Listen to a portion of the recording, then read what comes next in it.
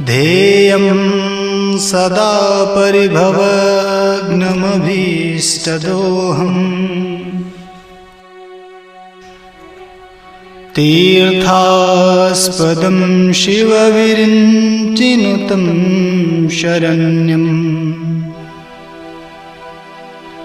भृत्यार्तिहं प्रणतपालभवाब्धिपोतम्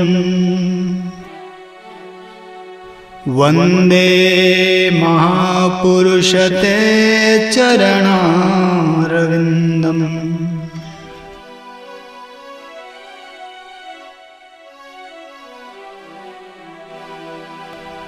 वंशी विभूषितकरान्नवनीरदाभा पीताम्बरादरुणबिम्बफलाधरोष्ठा पूर्णेन्दुसुन्दरमुखादरविन्दनेत्रा कृष्णात् परं किमपि तत्त्वमहं न जाने।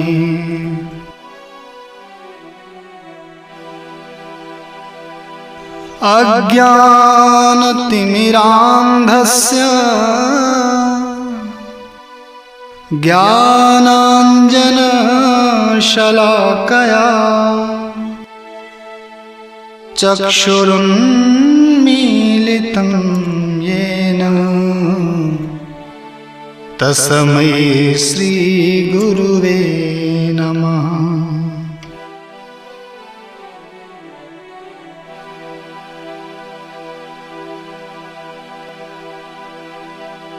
परम मंगलमय भगवत स्वरूपा श्रीमद् भागवत महापुराण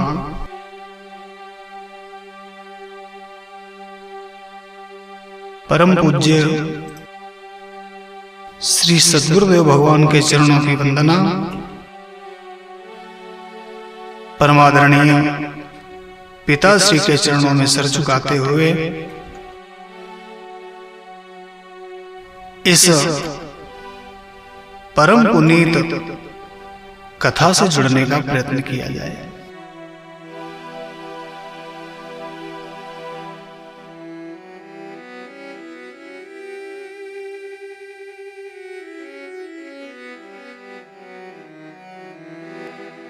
विगत अंक में आप सब लोगों ने श्रवण किया महाराज नारद जी की भेंट वृंदावन क्षेत्र में मां यमुना के पावन तट पर होती है, जहां पर भक्ति देवी अपने कष्ट का वर्णन श्री नारद जी से करती हैं,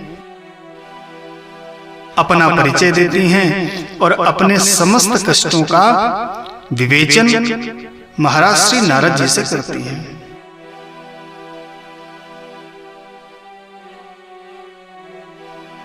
उनके कष्टों को सुनकर के महाराज नारद जी उनकी अवस्था का पल भर में ज्ञान कर लेते हैं और माता भक्ति देवी को साहस बनाते हैं कि हे देवी चिंता मत करो, प्रभु शीघ्र ही आप पर कृपा करेंगे। नारद जी तो देव ऋषि हैं, संतों में अग्रगण्य हैं, बड़े से बड़ा रहस्य उनसे छुपा हुआ नहीं है।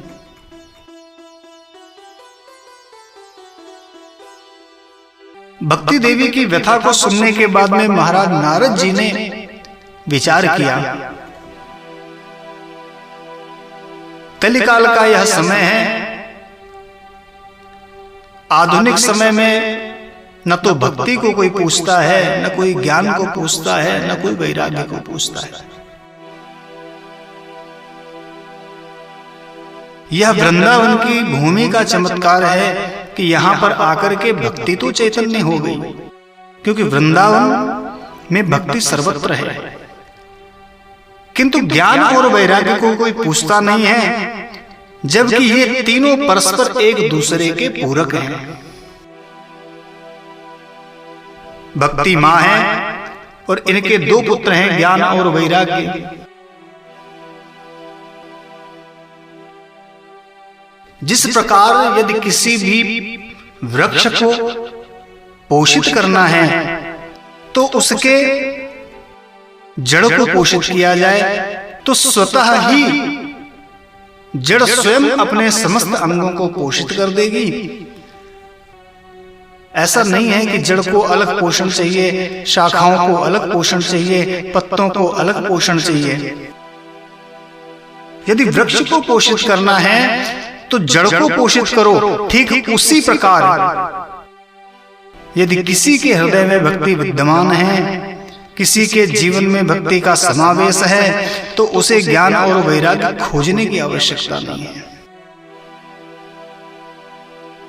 ये दोनों तो स्वतः मिल जाएंगे। ठीक उसी प्रकार जिस प्रकार जड़ को पोषित करने से वृक्ष पोषित हो जाता है, वृक्ष के समस्त अंग पोषित हो जाते हैं, उसी प्रकार हृदय में भक्ति का समावेश होते ही ज्ञान और वैराग्य स्वतः प्रकट हो जाते हैं। व्यक्ति जब भक्ति करेगा, प्रभु के प्रति उसके हृदय में प्रीति उत्पन्न होगी। प्रीति उत्पन्न होने से महाराज उसका चिंतन बढ़ेगा। जब किसी से प्रेम होता है,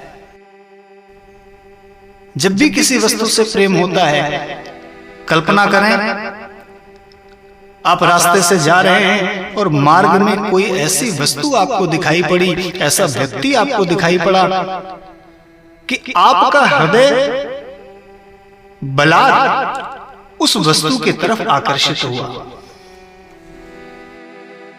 अब जैसे ही उस व्यक्ति, उस वस्तु, उस विषय का चित्र आपके हृदय में अंकित होगा, उसके प्रति मन में प्रेम उत्पन्न होगा, तो स्वतः चिंतन की प्रक्रिया जो है वो अपने आप चालू हो जाएगी। प्रेम से चिंतन बढ़ता है और चिंतन से ज्ञान आता है। जितना आप चिंतन करोगे, उससे संबंधित जानकारियों को एकत्र करना चालू करेंगे, उनका विश्लेषण करना चालू करोगे, उतना उस व्यक्ति के बारे में ज्ञान भी होता चला जाएगा। अब देखिए, दो प्रक्रियाएं चल रही हैं। सर्वप्रथम हृदय में भक्ति यानी प्रेम का उत्पन्न हुआ। प्रेम का उत्पन्न होते ही हृदय में चिंतन की प्रक्रिया प्रारंभ हो गई। अब जितना चिंतन करते जा रहे हैं महाराज, उतना प्रेम और प्रगाढ़ होता जा रहा है। और ये चिंतन की प्रक्रिया सतत चलने के उपरांत एक ऐसी अवस्था आती है कि महाराज फिर वही वस्तु, वही व्यक्ति, वही विषय रह जाता है और उसके अलावा अन्य किसी भी वस्तु में मन नहीं लगता है। अन्य सारी वस्तुओं से आसक्ति स्वतः छूट जाती है। ठीक इसी प्रकार जब हृदय में प्रभु के प्रति प्रीति उत्पन्न होती है, तो स्वतः प्रभु की कथाओं का, प्रभु के चरित्र का चिंतन हृदय में प्रारंभ हो जाता है। अब चिंतन की यह प्रक्रिया जितनी बलवती होती जाती है, मन में प्रीति और प्रगाढ़ होती जाती है। अब महाराज भक्ति आई, भक्ति से चिंतन हुआ, चिंतन से ज्ञान हुआ। बड़े प्रेम से बैठ करके जहां कहीं भी हरि चर्चाओं का वाचन चल रहा है, प्राख्यान चल रहा है, वहां जाकर के मन से सुनते हैं और सुनकर के उनके स्वरूप का ज्ञान होता है। तो भक्ति से चिंतन, चिंतन से ज्ञान, और जब भक्ति और ज्ञान दोनों हो जाएंगे, बोध हो जाएगा कि संसार तो नश्वर है। एक यही वस्तु है जो प्रेम करने योग्य है, एक यही वस्तु है जो सत्य है, शाश्वत है, अविनाशी है। और महाराज जैसे जैसे इस ज्ञान पर विश्वास तीव्र होता जाएगा, वैसे वैसे इस दुनिया से आसक्ति छूटती जाएगी। जैसे जैसे मन जगदीश की ओर मुड़ने लगेगा वैसे वैसे जगत पीछे छूटने लगेगा। और यही अवस्था तो विरक्ति की अवस्था है। तो नारद जी ने विचार किया कि इन तीनों का समावेश ही मनुष्य के जीवन में उसे भगवत प्राप्ति की ओर अग्रसित कर सकता है। और माता भक्ति दुखी इसलिए हैं कि आज वृंदावन में आकर के उनका तो सम्मान हो रहा है, किंतु ज्ञान को कोई मानता नहीं है और वैराग्य को कोई पूछता नहीं।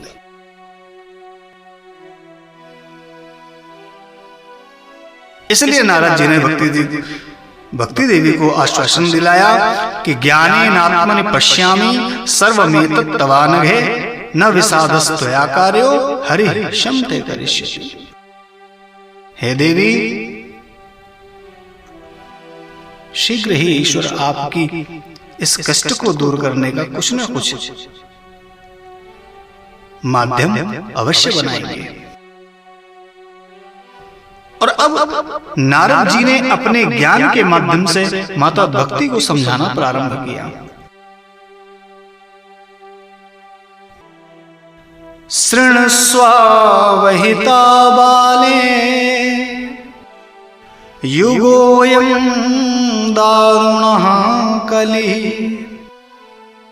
तेन लुप्तः सदाचारो योगमार्गस्तपंसि च। शृण्वस्वावहिता बाले, देवी ये जो युग चल रहा है ना, ये बहुत दारुण युग है, दारुण समय है, कलिकाल का समय है। और इस कलिकाल के प्रभाव से ही सदाचार का लोप हो गया है। योग मार्ग, तप इत्यादि सब विलुप्त होने की कगार पर आकर खड़े हो गए हैं। जना अघासुरायन्ते शाठ्य दुष्कर्मकारिणः इह संतो विषीदन्ति प्रहृष्यन्ति है साधवा।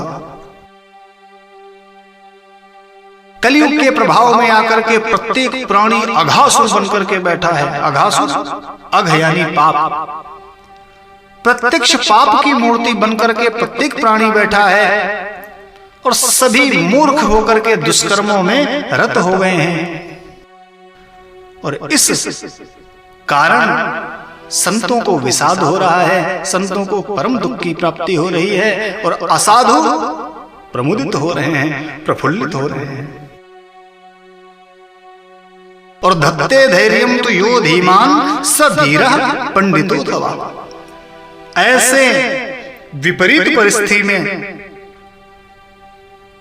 ऐसे दुरूह काल में जो धैर्य से कार्य ले, वही पंडित है, वही ज्ञानी है। इसलिए देवी धैर्य का धारण करो।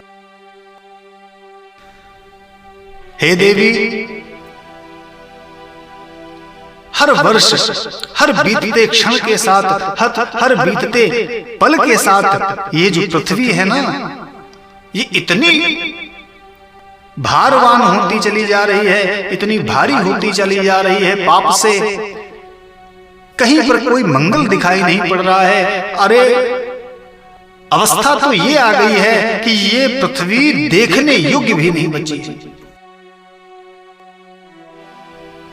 किंतु हे देवी, इस युग में आपको आपके पुत्रों के साथ कोई स्वीकार करना नहीं चाह रहा है। किसी की आप में श्रद्धा तो है, पर वो आपके साथ आपके दोनों बच्चों को स्वीकार करना नहीं चाह रहा। भक्ति हृदय में है पर ज्ञान कोई नहीं चाहता, वैराग्य कोई नहीं चाहता है। किंतु हे देवी, वृंदावनस्य संयोगात् पुनस्तुम तरुणी नवा धन्यम वृंदावनं तेन भक्तिर्नृत्यति यत्र च। इस कलिकाल में भी वृंदावन धन्य है, जिसके संयोग से आप पुनः तरुणी हो गई हैं, पुनः नव यौवन को प्राप्त किया है। इसलिए ये वृंदावन की भूमि जो है धन्य है, जहां पर साक्षात भक्ति नृत्य करती है। इसलिए हे देवी, प्रभु आपकी भी इस कष्ट का मोचन करेंगे और आपके सुख का कुछ न कुछ प्रयत्न अवश्य होगा। कलियुग की इस चर्चा को सुनकर के भक्ति देवी ने कहा कि महाराज, यदि कलियुग वास्तव में इतना दुष्ट है, इतने अवगुणों से युक्त है, तो महाराज परीक्षित ने इसको फिर रहने ही क्यों दिया? इसे धराधाम पर रहने ही क्यों दिया? अच्छा ठीक है, परीक्षित ने रहने दिया, किंतु सर्वसमर्थ श्री हरि इस कलियुग की इस उद्दंडता पर उसे दंड क्यों नहीं दे रहे हैं? मेरे मन में यह संशय है और कृपा करके इस संशय को आप दूर करें।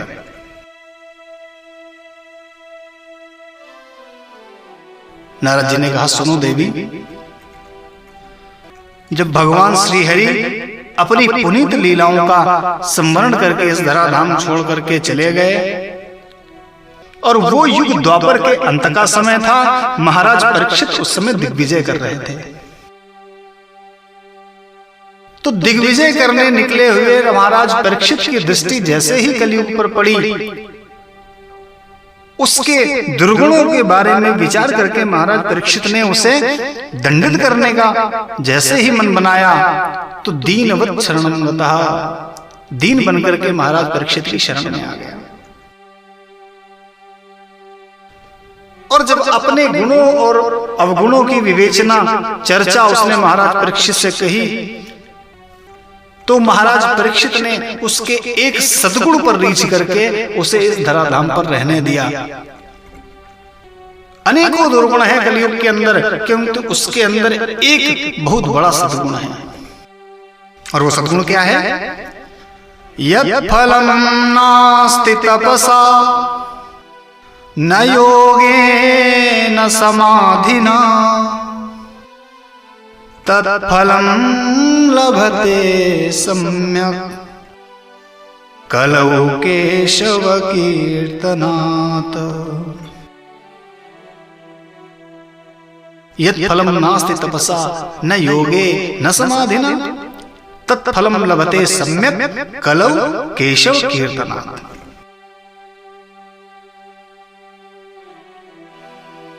कलियुग केवल हरि गुण गावई नर पावई भव था।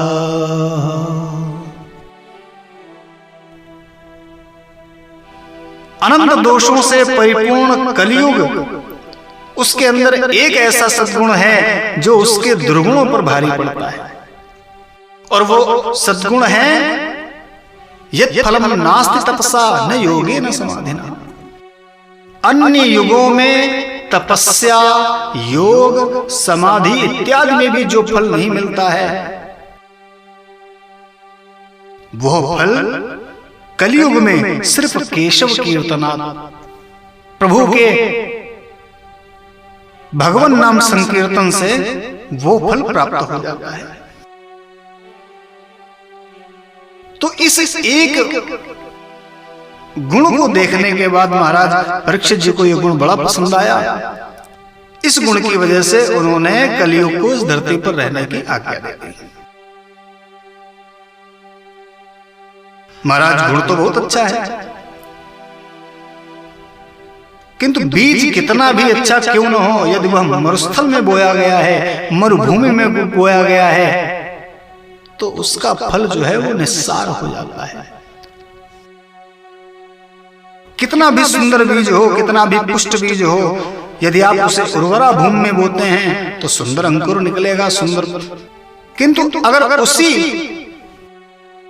बीज को आप मरुधरा में बो, मरुस्थल में बो, रेगिस्तान में बो, तो उसके उगने की और उसके उतने पुष्ट होने की संभावनाएं बहुत ही न्यून होती हैं। तो महाराज गुण तो बहुत अच्छा है कि कलियुग में भगवान नाम संकीर्तन से वो फल मिलता है जो कि अन्य युगों में तपस्या, इत्यादि से मिलता था, लेकिन कलयुग है इसलिए इस कीर्तन का जो गुण है, भगवान नाम संकीर्तन का गुण है, वो भी थोड़ा सा प्रभावहीन हो गया है।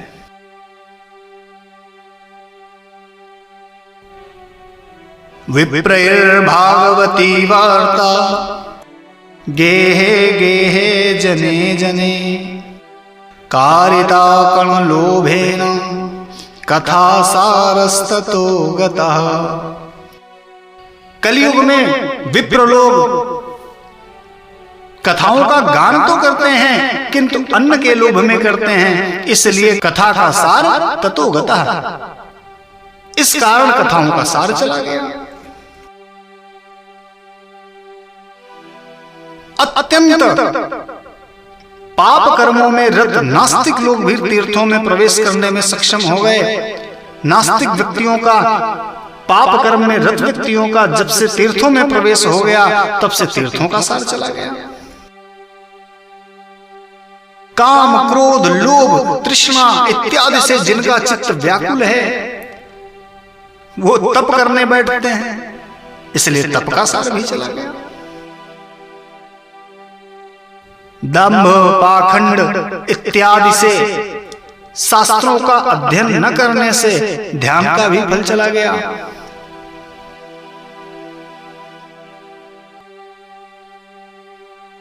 और ये सब क्यों हो रहा है? ये हो रहा है युग के प्रभाव से। युग का प्रभाव ही ऐसा है, इसलिए महाराज श्री हरि भी इसको सहने में विवश हैं, वो भी इसको सह रहे हैं। इसलिए देवी, ये सब युग का समय है, ये समय ही ऐसा है, युग ही ऐसा है, और युग के प्रभाव से आपकी ये स्थिति हो रही है। नारद जी के ज्ञान से भरे हुए ऐसे सुंदर वचनों को सुनकर के माता भक्ति बड़ा विस्मित हुई और सुंदर शब्दों से श्री नारद जी की प्रशंसा करने लगी कि जयति जगति मायां यस्य काया धवस्ते वचन रचनमेकं केवलं चाकलय्य ध्रुवपदमपि यातो यत्कृपातो ध्रुवोऽयं शकलकुशलपात्रं ब्रह्मपुत्रं नतास्मि। धन्य है नारद जी, आप धन्य हैं। मेरा बड़ा सौभाग्य था जो आपसे, आपका दर्शन हुआ और आपसे वार्तालाप हुई, क्योंकि संसार में साधुओं का दर्शन ही समस्त क्लेशों का हरण करता है और समस्त सिद्धियों का द्वार खोलता है। और महाराज आप तो इतने बड़े सिद्ध हैं कि केवल आपका, आपने सिर्फ एक बार प्रहलाद जी को उपदेश दिया था और आपके द्वारा दिए गए एक बार के उपदेश से प्रहलाद जी ने माया पर विजय प्राप्त कर ली और भक्त शिरोमणि बन गए। अरे महाराज, प्रहलाद जी की छोड़िए, ध्रुव जी ने तो 5 वर्ष की अवस्था में आपकी कृपा से भगवत साक्षात्कार कर लिया और आज भी नक्षत्रों में शिरोमणि बनकर के आज भी चमक रहे हैं। आप सर्व मंगलमय हैं और ब्रह्मा जी के पुत्र हैं। हे देवर्षि नारद, मैं आपको नमस्कार करती हूं।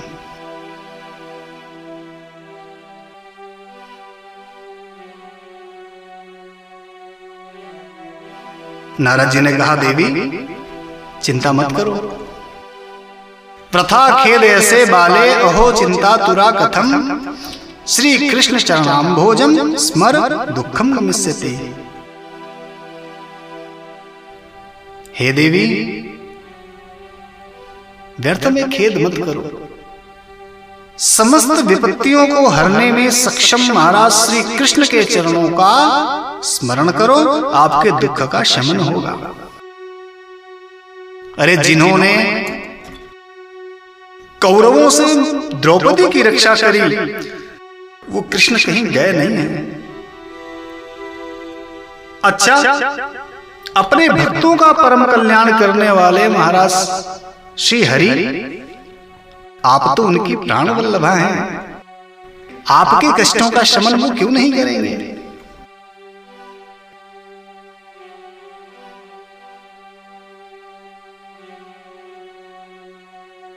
आप तो उनकी प्राण वल्लभा हैं और आपके प्रेम में तो इतने बंधे हैं सरकार कि आपके पीछे पीछे भगवान याति नीच ग्रह सुती। महाराज अजामिल के यहां भी जा सकते हैं, गीध के यहां भी जा सकते हैं, गणिका के यहां भी जा सकते हैं। तो आपके प्रेम में बंधे हुए श्री हरि आपका अनुसरण करते रहते हैं। आप जहां जहां जाती हैं आपके पीछे पीछे चले आते हैं। तो आप उन्हीं का स्मरण करो और आप उनका स्मरण करने से आपके कष्टों का शमन होगा। सतयुग, त्रेता युग, द्वापर इत्यादि में आप अपने पुत्रों के साथ सानंद रही, किंतु यह कलयुग है और इस युग के प्रभाव से आपको कष्टों का सामना करना पड़ रहा है।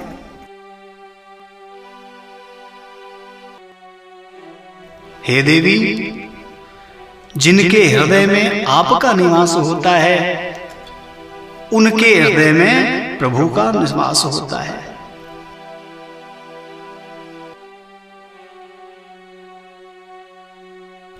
बड़ा सुंदर प्रशंसा नारद जी ने मां भक्ति देवी की करी। हे भक्ति देवी, एक बार जब आपने हाथ जोड़ करके ईश्वर से पूछा था महाराज भगवान से श्री कृष्ण ने कि मैं क्या करूं, तो उन्होंने कहा कि आप जाओ और हमारे सभी भक्तों के हृदय में निवास करके उनके चित्त को प्रसन्न करो। उन्होंने ही मुक्ति को आपकी दासी बनाया था और ज्ञान और वैराग्य को पुत्र रूप में प्रदान किया था। सतयुग, त्रेता युग, द्वापर में आप अपने पुत्र और दासी के साथ सानंद रही, किंतु कलियुग कलिकाल के प्रभाव से आपकी दासी जो मुक्ति थी वह थोड़ी जीर्ण हुई, तो आपकी कृपा से वह वैकुंठ धाम में चली गई। और अब जब आप बुलाती हैं उसको तो आपकी आज्ञा लेकर के वो चली आती है। अब आपके पुत्रों की स्थिति भी वही हो गई है। कलयुग में इनकी उपेक्षा होने के कारण आपके पुत्र भी वृद्ध हो गए हैं, लेकिन फिर भी आप चिंता न करो, मैं इनके नवजीवन का कुछ न कुछ उपाय सोचता हूं। और हे देवी, यद्यपि कली के समान कोई दूसरा युग नहीं है, फिर भी मैं आपको आश्वासित करता हूं कि इस युग में भी मैं आपको प्रत्येक घर में प्रत्येक पुरुष के हृदय में स्थापित न कर दूं तो मेरा नाम नारद नहीं है।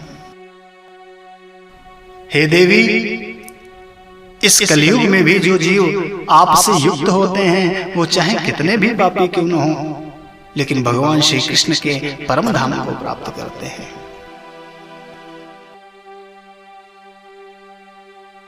नारद जी की ऐसी संबोधन को सुनकर के भक्ति देवी बड़ा प्रसन्न हुई। हे नारद, आप धन्य हैं, आपकी मुझ में प्रीति भी धन्य है, किंतु कृपा करके मेरे पुत्रों को सचेत करने का कष्ट करें महाराज। अब नारद जी भक्ति देवी के उस वचनों को सुनकर के बड़ा करुण हो गए और करुण होकर के उन्होंने ज्ञान और वैराग्य को सचेत करने का उपक्रम प्रारंभ किया।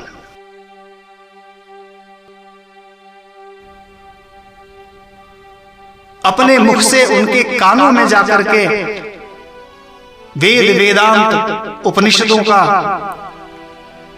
पाठ करना प्रारंभ किया, उन्हें श्रवण कराना प्रारंभ किया। और वेद उपनिषदों का जो सार है गीता, उसका पाठ मुहुर्मुहु बार बार उसका पाठ किया, पर थोड़ा सा कसमसाए पर ज्ञान और वैराग्य उठ नहीं पाए। थोड़ी सी चेतना हुई, थोड़ी सी हलचल हुई, थोड़ी से नेत्र खुले, पर पुनः फिर बंद कर लिए।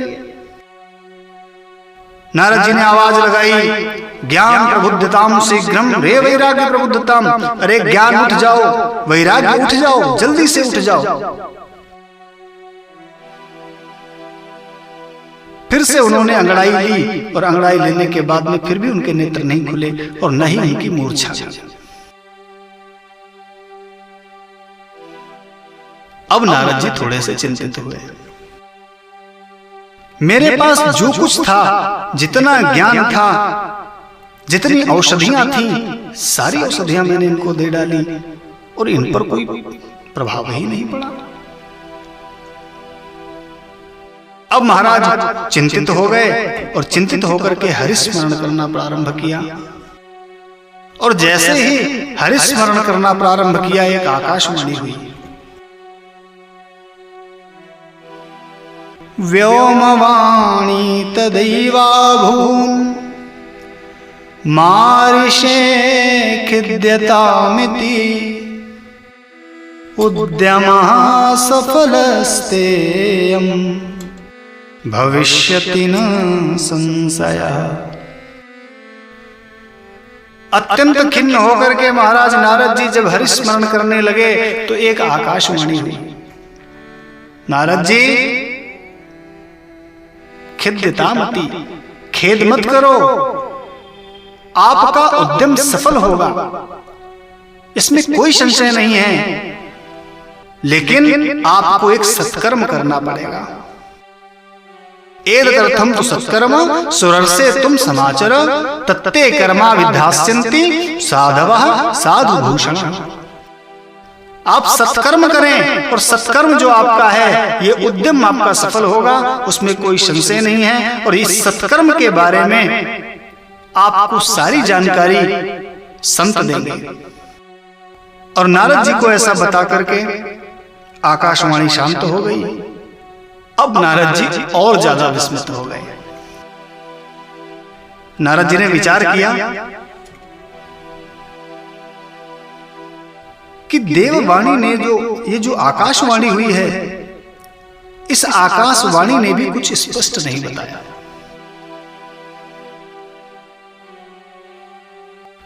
इस आकाशवाणी ने भी बड़ा गोपनीय ढंग से बात बताई है। बोले हैं कि महाराज सत्कर्म करो। अब ऐसा सत्कर्म कौन सा मैं करूं, ये सत्कर्म कौन सा है, ये कैसे पता चले? आकाशवाणी ने कहा है कि इस सत्कर्म के बारे में आपको सारी विस्तृत जानकारी संत देंगे। ये भी नहीं बताया कि कौन सा संत देंगे। निवारण बताया, पर कूट भाषा में बताया। अरे सीधे बता देते कि फला औषधि लानी है तो वहीं जाकर के मैं सीधे औषधि ले आता। औषधि का नाम नहीं बताना था तो औषधि का प्रदाता का नाम बता देते कि फला व्यक्ति के पास जाकर के आपको ये औषधि, ये सत्कर्म की जानकारी मिलेगी। मैं सीधे उन्हीं संत के पास चला जाता। तो न तो औषधि का नाम बताया और न ही उस औषधि को मिलने वाली जगह या व्यक्ति, उस औषधि को प्रदान करने वाले चिकित्सक का नाम बताया। सत्कर्म करो और संत बताएंगे वो सत्कर्म क्या है।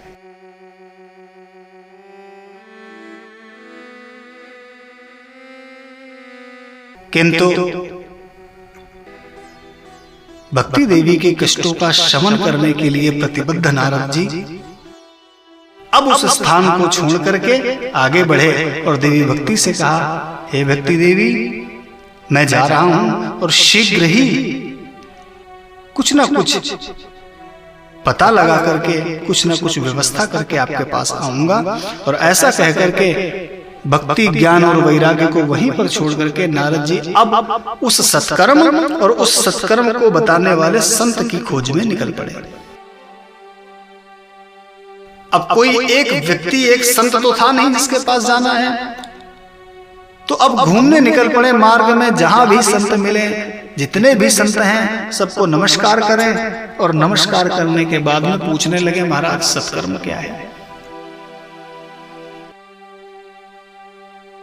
प्रत्येक तीर्थ में जा रहे हैं, जहां जो संत मिलता है उससे प्रणाम नमस्कार करने के बाद में यही प्रश्न है कि महाराज आकाशवाणी के द्वारा बताया गया सत्कर्म कौन सा है? अब धीरे धीरे बात सारे संत समाज में फैल गई, सब में हाहाकार मच गया। हाहाकारो महानासीत त्रैलोक्ये विस्मयावह वेद वेदांत घोषैश्च गीता पाठैर विबोधितम्। समस्त विश्व के संत समुदाय में हाहाकार मच गया। अरे कि जब वेद वेदांत के पाठ ने, गीता के पाठ ने कोई असर नहीं किया तो महाराज ऐसा कौन सा सत्कर्म है जो कि प्रभाव करेगा? अब जितने संत उनको मिलते हैं, कोई किनारा कर लेता है, कोई अपनी लज्जा बचाने के लिए मौन व्रत का इशारा कर देता है कि महाराज मेरा तो मौन चल रहा है, जब मौन समाप्त हो तब आके पूछना। कोई तो दाएं बाएं हो जाते हैं, कोई उसे असाध्य बताता है कि ऐसा कोई सत्कर्म हो ही नहीं सकता जो वेद वेदांत उपनिषद और गीता के पाठ को भी निष्फल कर दिया, तो उसके पश्चात बचे क्या महाराज? अब संत भी सोच रहे हैं कि महाराज नारद जी कोई साधारण संत तो है नहीं, और जिस सत्कर्म के बारे में नारद जी नहीं जानते उसे साधारण संत कोई कैसे बताएगा?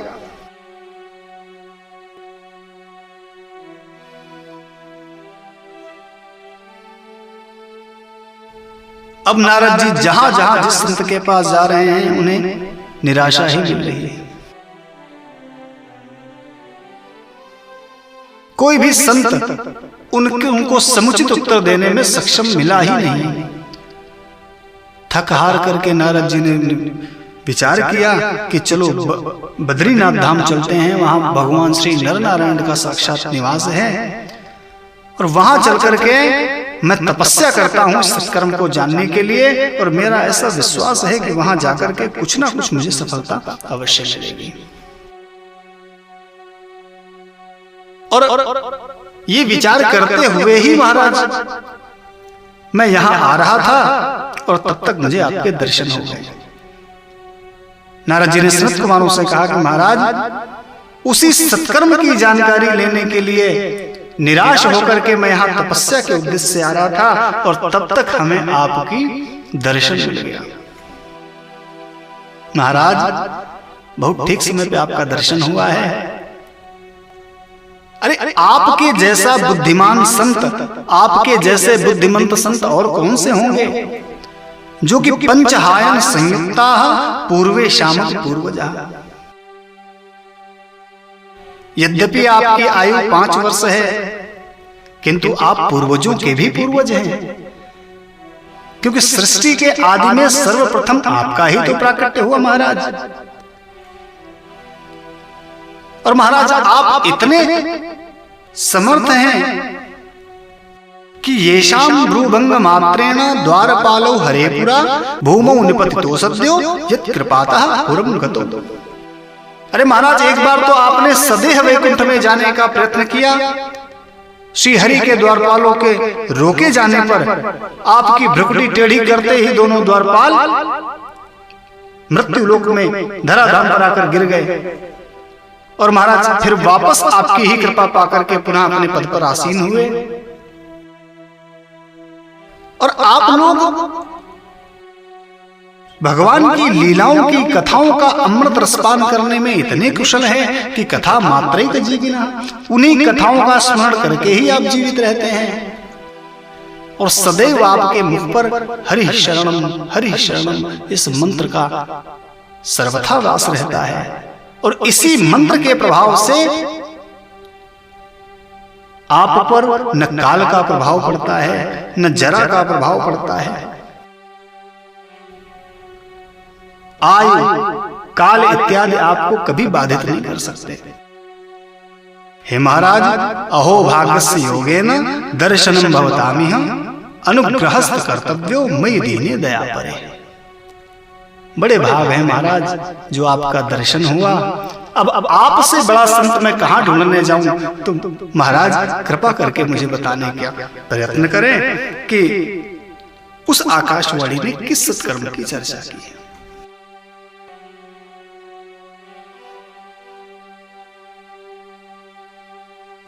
अब जाकर के नारद जी ने अपना सारा वृत्तांत, अपने चिंता का कारण संत कुमारों को बताया।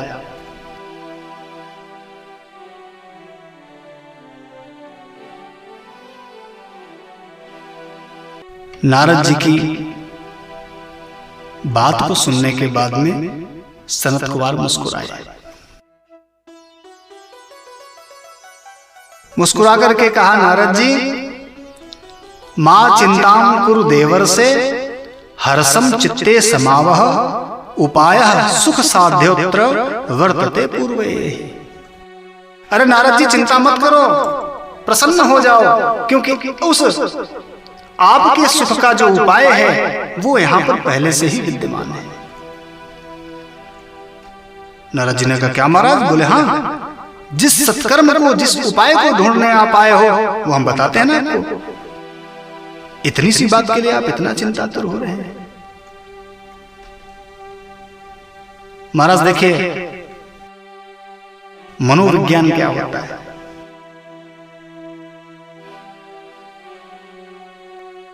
कोई व्यक्ति किसी असाध्य बीमारी से पीड़ित है, असाध्य रोग से ग्रसित है, अनेकों जगहों पर चिकित्सा करवा चुका है, पर उसे कोई भी लाभ नहीं हो रहा है।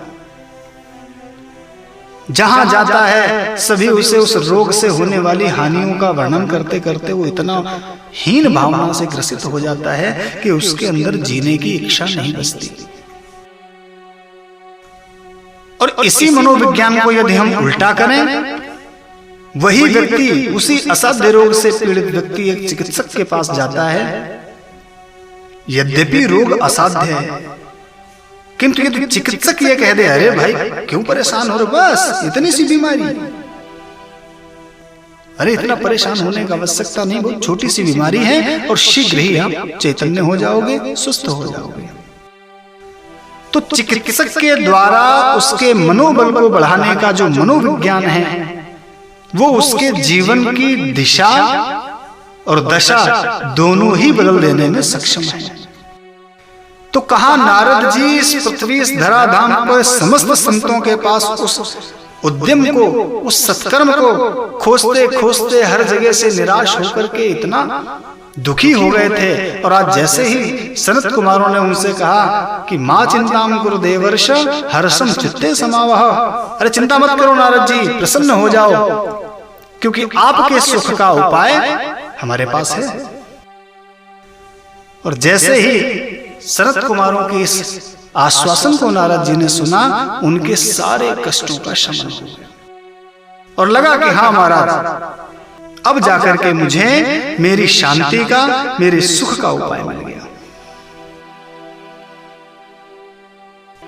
सनत कुमारों ने कहा, नारद जी आप धन्य हैं जो आप भक्ति को स्थापित करने के लिए इतना प्रयत्न कर रहे हैं। भक्त होने के नाते आपका दायित्व भी बनता है कि आप प्रभु के भक्त के हित के लिए कार्य करें और उद्यम करें।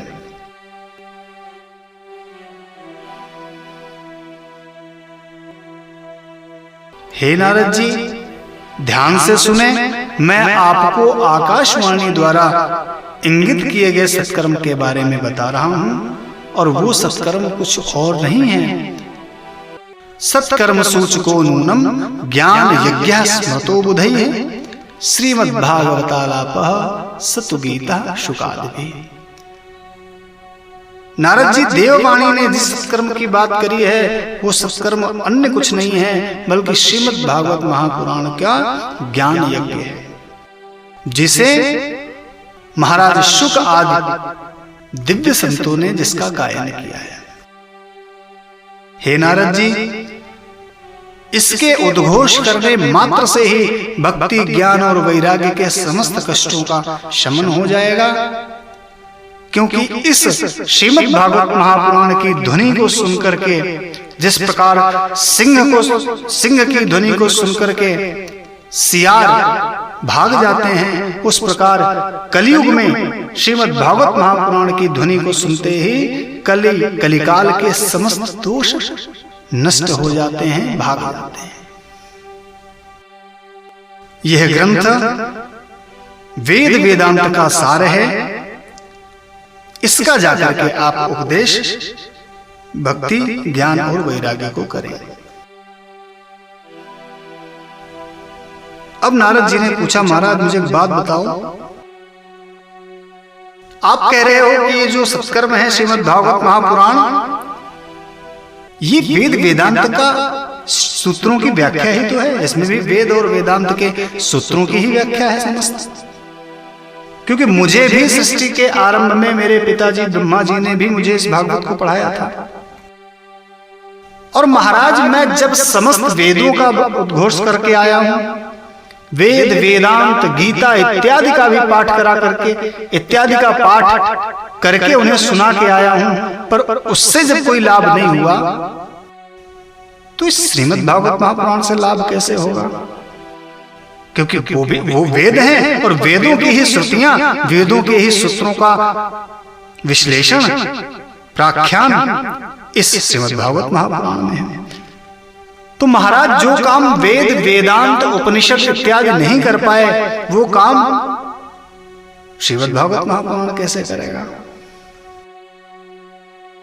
सनत कुमारों ने कहा, नारद जी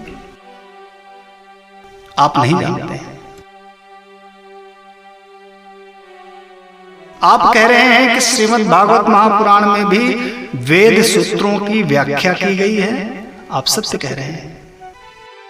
और आप कह रहे हैं कि उन्हीं वेदों की व्याख्या आप पहले से ही भक्ति और ज्ञान को सुना करके आए हैं, भक्ति ज्ञान और वैराग्य को, उसका कोई लाभ नहीं हुआ, तो उन्हीं वेदों की व्याख्याएं जो भागवत के रूप में, वो लाभ कैसे करेंगी? किंतु नारद जी आप नहीं जानते, आम का वृक्ष जो होता है ना, उसमें जो रस होता है वो उस वृक्ष के प्रत्येक अंग में विद्यमान होता है। उसकी जड़ में भी रस है, हर जगह वही रस है। किंतु समय आने पर परिपक्व होकर के वही रस जब फल के रूप में उस वृक्ष से पृथक होता है, तो महाराज कितना आनंदित करता है, कितना सुस्वाद होता है, आनंद आ जाता है, इतना मधुर स्वादिष्ट फल। अब कोई व्यक्ति ये सोचे कि यही जो रस जो आया इसके अंदर, इस फल के अंदर जो मधुरता आई, जो रस आया, वो आया तो वृक्ष से ही, और वही रस वृक्ष के प्रत्येक अंग में विद्यमान है। लेकिन यदि कोई व्यक्ति ये चाहे कि जो मधुरता, जो रस, जो स्वाद उस फल को खाने में है, अगर वही स्वाद उसके तने को खा के मिल जाए, उसकी शाखाओं को खा के मिल जाए, उसके पत्तों को खा के मिल जाए, तो क्या यह संभव है? नारद जी ने कहा, नहीं महाराज। बोले दूसरी बात, दूध के अंदर घी समाहित होता है। घी कहां से आता है? दूध से ही तो आता है। दूध के अंदर घी सर्वदा विद्यमान रहता है, किंतु उसे मथने के बाद, भिगोने के बाद पृथक होकर के जब मक्खन उत्पन्न होता है, घी उत्पन्न होता है, उसकी बात अलग है महाराज। घी का स्वाद अलग है, घी का कार्य अलग है, उसी से सुंदर सुंदर पूड़ियां बनती हैं स्वादिष्ट। अब अगर कोई ये सोचे कि महाराज दूध से ही घी उत्पन्न हुआ, दूध में ही घी समाया हुआ है, तो जो काम पूरियां कर, जो काम घी कर सकता है, वही काम अगर हम दूध से लेना चाहें, क्या संभव है? सुंदर भंडारा चल रहा है, गर्मा गर्म पूड़ियां सेकी जा रही हैं और घी समाप्त हो गया। कोई ये सोचे कि दूध में भी तो घी है, तो लाओ उसमें दूध डाल दें, दूध में पूड़ियां बना लें, संभव है? नारद जी ने कहा, नहीं महाराज। एक बात और, गन्ने के रस में कितनी मधुरता होती है, उसी गन्ने के रस से शक्कर बनाई जाती है। लेकिन जो मिठाइयां शक्कर से बनाई जा सकती, वो गन्ने के रस से नहीं बनाई जा सकती। बोले महाराज बिल्कुल सही कह रहे। तो बोले महाराज फिर समझे क्या? जिस प्रकार वृक्ष के अंदर रस है, किंतु समय के प्रभाव पर फल के रूप में पृथक होकर के जब वो आता है तो वो सुस्वादु होता है, सुमधुर होता है, खाने योग्य होता है। उसी प्रकार नारद जी, ये जो श्रीमद् भागवत महापुराण है, ये वेद वेदांत उपनिषद का फल रूप है, सार रूप है। और जिस प्रकार वृक्ष का फल जो होता है वो खाने योग्य होता है, सुमधुर होता है, उसी प्रकार यह श्रीमद् भागवत महापुराण वेद वेदांत और उपनिषदों से अत्यधिक प्रभावशाली है, क्योंकि ये उसका सार है।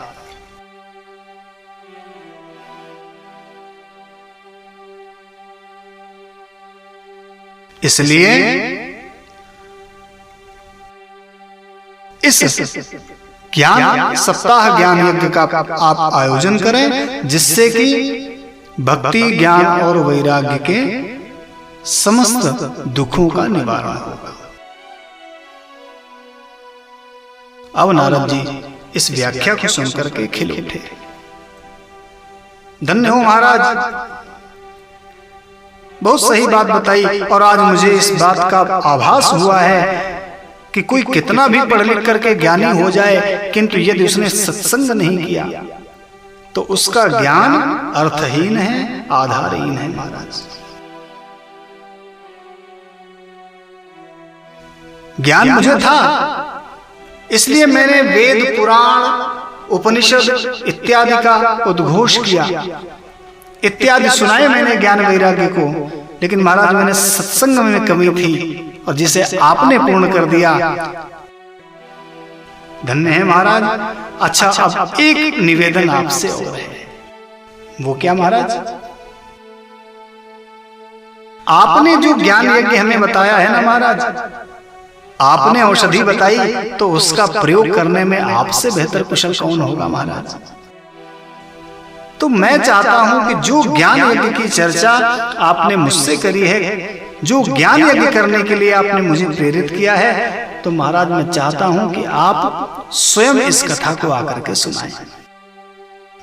वक्ता भी महाराज आप ही बने। और महाराज, ये कथा मुझे कहां करनी चाहिए, कहां कहनी चाहिए, इसके बारे में भी मुझे बताने की कृपा करें और आप स्वयं वक्ता बने। मैं चाहता हूं कि ये कथा स्वयं आप अपने श्रीमुख से सुनाना। सनत कुमारों ने कहा, ठीक है नारद जी, हम तो सत्संग की इच्छा से ही यहां आए थे, तो चलो सत्संग ही होगा और ये कथा हम कहेंगे। रही बात स्थान की, तो ऐसा करो,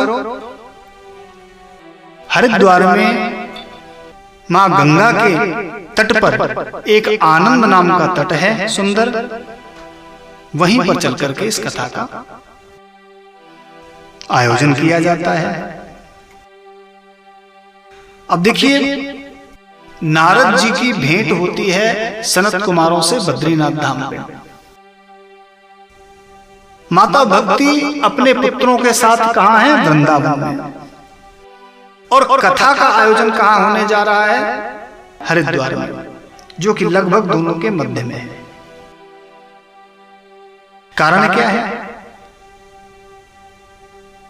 यह भी हो सकता था कि बद्रीनाथ धाम में ही कथा होती, यहां से भक्ति मां अपने पुत्रों के साथ यथा यानी किन प्रकार वहां जाती और वहां कथा होती।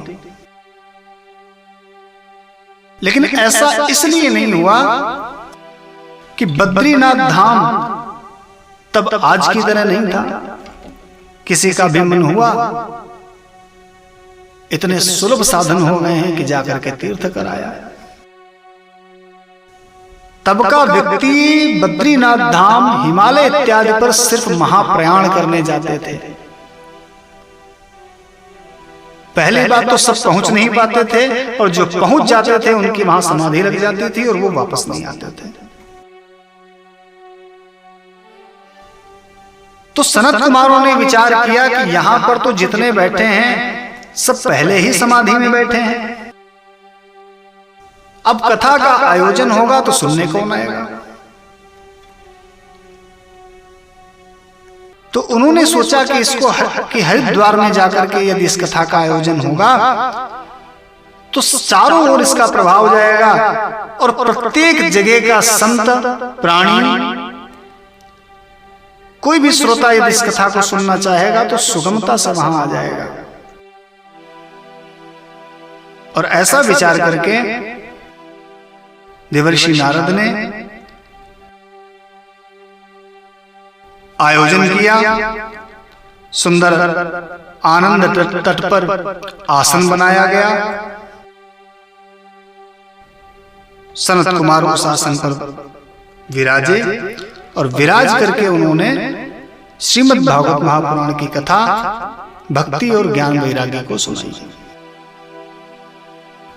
अब इस आयोजन में जितने संत महात्मा मनीषी मेधाएं थी सब आकर के श्रोता बनकर के पधारे। सब में कुतूहल तो पहले ही था कि महाराज ऐसा कौन सा सत्कर्म है जो गीता वेद वेदांग उपनिषद नहीं कर पाए, वो काम यह ज्ञान यज्ञ करने जा रहा है। तो महाराज ऐसा कौन सा ज्ञान यज्ञ है? सबके हृदय में जिज्ञासा थी और सब सुनने आए। भृगुर वसिष्ठश्च च्यवनश्च गौतमो मेधातिथिर्देवल देवरातौ रामस्तथागाधिसुतस्य शाकलो मृकण्डपुत्रा त्रिजपिप्पलादाः योगेश्वरौ व्यासपराशरौ च छाया शुको जाजरि जन्ममुख्याः सर्वेप्यमी मुनिगणाः सह पुत्र शिष्याः स्वस्त्रीभिरायुरति प्रणयेन युक्ता।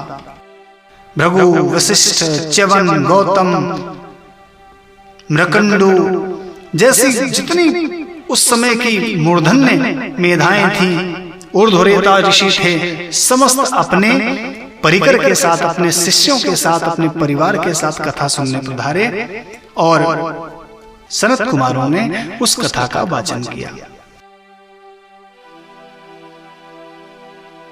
सनत कुमारों ने इस पावन कथा का शुभारंभ किया। सुंदर इस ग्रंथ की महिमा का गान किया।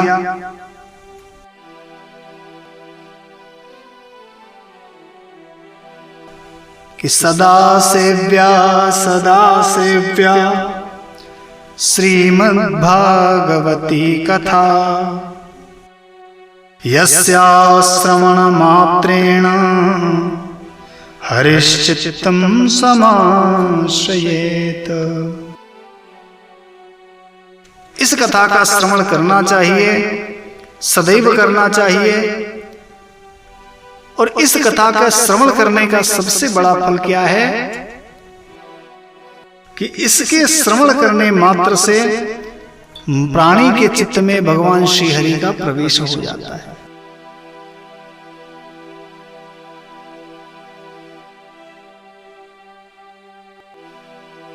इस पवित्र ग्रंथ में 18,000 श्लोक 12 स्कंद हैं। इसमें श्री सुखदेव जी और महाराज परीक्षित का संवाद है। इसलिए हे ऋषिगणों, इस भागवत शास्त्र को ध्यान देकर के आप लोग श्रवण करें। बहुत से शास्त्र हैं, बहुत पुराण हैं, और उनको सुनने से क्या लाभ? जितने ज्यादा विकल्प होते हैं ना, मन में उतना ही ज्यादा भ्रम का निर्माण होता है। इसलिए समस्त शास्त्र और पुराणों को सुनने की अपेक्षा मुक्ति देने के लिए ये श्रीमद् भागवत महापुराण ही पर्याप्त है, सक्षम है। हे ऋषिगणों, जब तक लोग श्रीमद् भागवत महापुराण का श्रवण नहीं करते हैं तब तक उनके शरीर में पाप निवास करता है। और जैसे ही इसका श्रवण और मनन होता है, मन में, हृदय में परमेश्वर की प्रीति उत्पन्न होती है और स्वयं श्री हरि का निवास हो जाता है।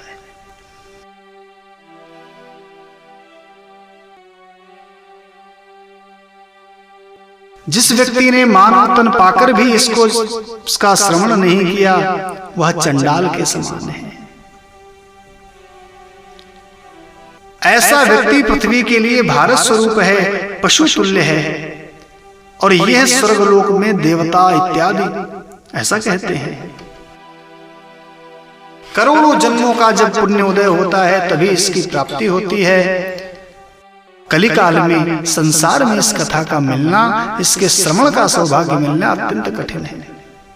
नारद जी, आप बड़े बुद्धिमान हैं और योग निधि हैं, आप प्रयत्न पूर्वक इस कथा का श्रवण करें।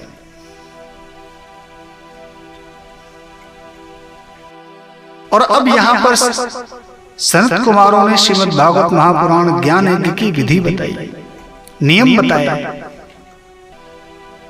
इस प्रकार सनत कुमारों ने सुंदर भागवत की महिमा गाई और उनका यह प्रवचन चल ही रहा था कि भक्ति सुतौ तौ तरुणौ गृहीत्वा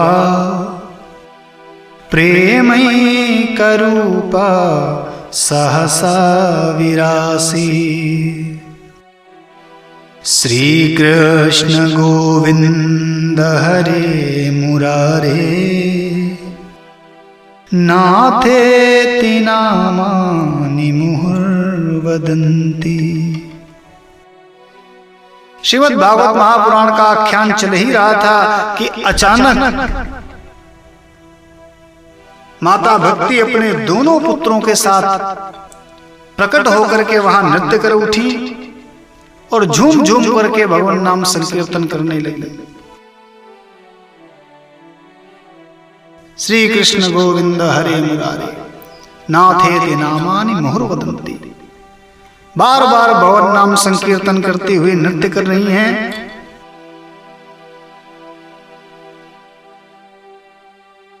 दोनों पुत्र उनके तरुण हो गए हैं कथा के प्रभाव से ही।